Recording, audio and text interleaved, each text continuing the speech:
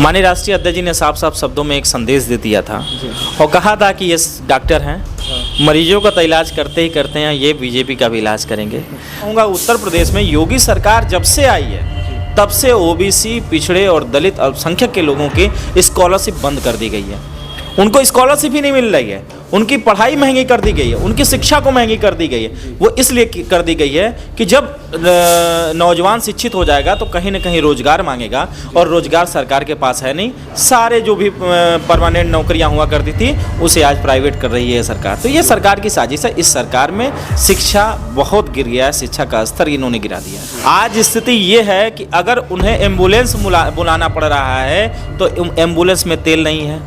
जो समाजवादी सरकार में 108 नंबर की सेवा चली थी कि कहीं भी कोई बीमार पड़ता है, कहीं सड़क पे घायल पड़ जाता है, कहीं भी आप 108 नंबर डायल करिए और वो गाड़ी आपके दरवाजे पर आपको अस्पताल ले जाती थी, इलाज कराती थी, इलाज करा के आपको अस्पताल से घर भेजती थी। और आज इस सरकार में क्या हो रहा है, आपको ठेले पे, रिक्शे पे और न जाने बाइकों पर बिठा के आपको ले जाना पड़ रहा है। नमस्कार दोस्तों, स्वागत है आप सभी का एक बार फिर से INTC नेटवर्क के न्यूज़ चैनल पर।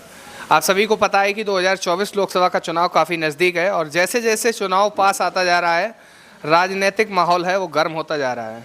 और उत्तर प्रदेश की बात करें तो कांग्रेस का तो कह नहीं सकते, लेकिन समाजवादी पार्टी और भाजपा जो है उसकी भिड़ंत काफ़ी तगड़ी होने वाली है।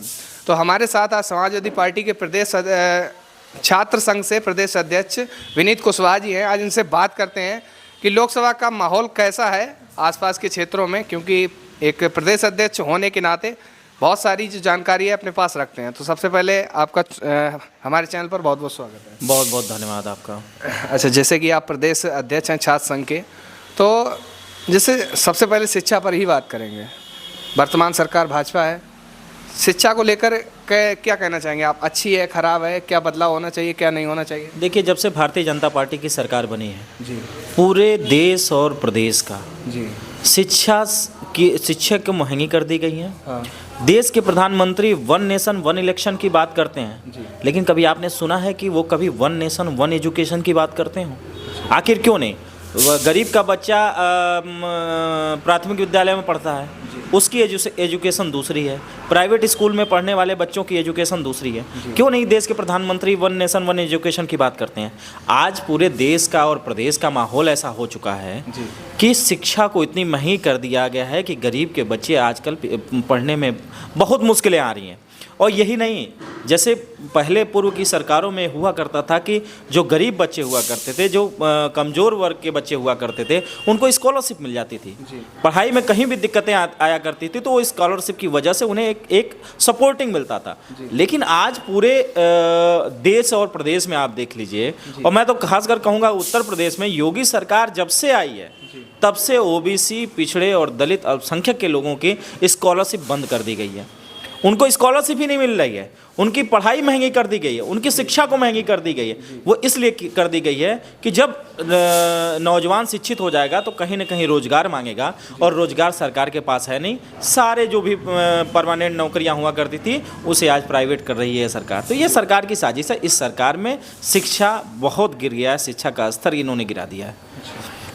जैसे शिक्षा की बात हो रही है कि शिक्षा का स्तर लगातार गिरता जा रहा है, उत्तर प्रदेश में जो स्वास्थ्य विभाग है वो भी बहुत ज़्यादा गड़बड़ है आपके हिसाब से, या नहीं है, सही है, कैसा हुआ है? देखिए, उत्तर प्रदेश में अगर मैं कहूँ जी, तो स्वास्थ्य की स्थिति तो लचर है।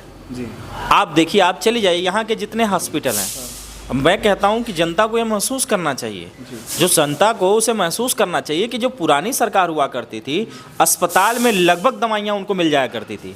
छोटे से छोटे, बड़े से बड़े रोग की दवाइयाँ लगभग सरकारों में मिल जाया करती थी। आज स्थिति ये है कि अगर उन्हें एम्बुलेंस बुलाना पड़ रहा है तो एम्बुलेंस में तेल नहीं है। जो समाजवादी सरकार में 108 नंबर की सेवा चली थी कि कहीं भी कोई बीमार पड़ता है, कहीं सड़क पर घायल पड़ जाता है, कहीं भी आप 108 नंबर डायल करिए और वो गाड़ी आपके दरवाजे पर आपको अस्पताल ले जाती थी, इलाज कराती थी, इलाज करा के आपको अस्पताल से घर भेजती थी। और आज इस सरकार में क्या हो रहा है, आपको ठेले पे, रिक्शे पे और न जाने बाइकों पर बिठा के आपको ले जाना पड़ रहा है। एम्बुलेंस तक खराब कर दी गई है जो समाजवादी सरकार में दी। अस्पताल में चले गए, डॉक्टर्स नहीं हैं, दवाइयाँ नहीं हैं। और अब अगर आप प्राइवेट हॉस्पिटल में जाते हैं, अगर गरीब हों, सामान्य हों, अगर वो प्राइवेट हॉस्पिटलों में जाते हैं तो आप देख लीजिए कि कम से कम एक दिन में 3 और से 4 लाख रुपए का बिल बना दिया जाता है। और ये सिर्फ इसलिए किया गया है कि योगी सरकार ने और भारतीय जनता पार्टी की सरकार ने जितने भी हॉस्पिटल्स हैं, जितने भी मेडिकल कॉलेज हैं, इनमें डॉक्टर्स की कमी हो गई है, दवाइयों की कमी गई है और स्वास्थ्य व्यवस्था को पूरी तरीके से लचर कर दिया गया है, जिसकी वजह से गरीब आज सरकारी हॉस्पिटलों को छोड़कर, मेडिकल कॉलेजों को छोड़कर कहीं ना कहीं प्राइवेट हॉस्पिटलों में जा रहा है। और ये सिर्फ और सिर्फ योगी सरकार की फिल्लोटी है। जब भी समाजवादी पार्टी की सरकार थी या जब भी बनेगी, सबसे पहला मजबूत हम स्वास्थ्य पर ही काम करते हैं, शिक्षा पर भी काम करते हैं और रोजगार पर काम करते हैं। ये समाजवादी पार्टी का हमेशा एजेंडा रहा है। हम कभी धर्म, जाति इस पर लड़ के चुनाव कभी नहीं लड़े। जब भी राष्ट्रीय अध्यक्ष जी ने चुनाव लड़ा और समाजवादी पार्टी के मैनिफेस्टो में हमेशा विकास का ही मुद्दा सामने रहा है। चलिए, क्वेश्चन जो है वो लगभग ख़त्म हो चुके हैं। एक क्वेश्चन और बचा है कि समाजवादी पार्टी जो है उत्तर प्रदेश में अब की बार तो अभी तो ये लोकसभा का चुनाव है, लोकसभा की जो सीटें हैं वो कितनी जीत सकती है? देखिए, हम लोग प्रयास कर रहे हैं। माननीय राष्ट्रीय अध्यक्ष जी भी पूरी तरीके से तैयार हैं। समाजवादी पार्टी का सारा एक एक कार्यकर्ता तैयार है लड़ाई के लिए। आज हम बूथ सेक्टर जोन पर अपनी मजबूती तैयार कर रहे हैं और हम चुनाव के लिए भी तैयार हैं।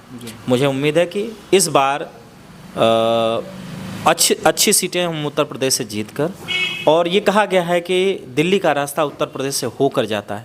इस बार समाजवादी यूथ अपने बूथों पर मजबूती से रहेगा और भारतीय जनता पार्टी को हराकर और यहाँ से उनके रथ को रोकने का काम इस बार करने जा रही है समाजवादी पार्टी।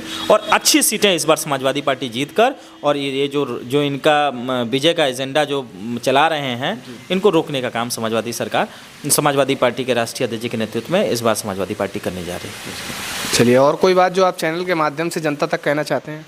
मैं तो बस इतना ही करूँगा, निवेदन करूँगा कि अगर शिक्षा चाहिए, रोजगार चाहिए, सुरक्षा चाहिए, स्वास्थ्य चाहिए, बिजली माफ़ अगर हो क्योंकि समाजवादी सरकार में हमेशा, पिछली बार भी हमने कहा था कि अगर सरकार बनती है तो 300 यूनिट बिजली फ्री देने का काम करेंगे, क्योंकि जनता को सबसे ज़्यादा प्रताड़ित किया गया है बिजली के माध्यम से। इन सरकार ने प्रताड़ित किया है। तो बिजली अगर आपको सस्ती चाहिए, शिक्षा, रोजगार, स्वास्थ्य, सुरक्षा अगर आपको मजबूती से चाहिए, तो इस बार लोकसभा में समाजवादी पार्टी के प्रत्याशी और गठबंधन के प्रत्याशी को वोट दीजिए। और जब हम सत्ता में आएंगे तो इन सब चीज़ों को बहाल करने का काम करेंगे, देश और प्रदेश में बहाल करने का काम करेंगे। एक और सवाल रह गया है, वो ये है कि डॉक्टर नवल किशोर साक्य हैं, उनके जीतने के चांस कितने ज़्यादा हैं फर्रुखाबाद से? और डॉक्टर साहब एक शिक्षित व्यक्ति होने के नाते कितना विकास कर सकते हैं फर्रुखाबाद? अभी आपको मैं बताऊं कि कुछ दिन पहले एटा में रैली हुई थी। माननीय राष्ट्रीय अध्यक्ष जी ने साफ साफ शब्दों में एक संदेश दे दिया था और कहा था कि ये डॉक्टर हैं, मरीजों का तो इलाज करते ही करते हैं, ये बीजेपी का भी इलाज करेंगे। तो निश्चित तौर पर ये सौभाग्य की बात है पूरे फर्रुखाबाद लोकसभा के लिए कि उन्हें एक डॉक्टर भी मिल रहा है। और डॉक्टर के साथ साथ कभी आप उन्हें सड़क की बात करेंगे तो वो भी आपको बनवाने का काम करेंगे, आपके मुद्दों को सदन में उठाने का भी काम करेंगे। तो मैं सबसे निवेदन करूंगा कि आप इस बार डॉक्टर नवल किशोर साक्य के पक्ष में मतदान करें, समाजवादी पार्टी के पक्ष में मतदान करें, और निश्चित तौर पर इस फर्रुखाबाद में जो एक कैंसर फैल गया है उसको ठीक करने का काम डॉक्टर नवल किशोर साक्य जी करेंगे। चलिए, बहुत बहुत धन्यवाद।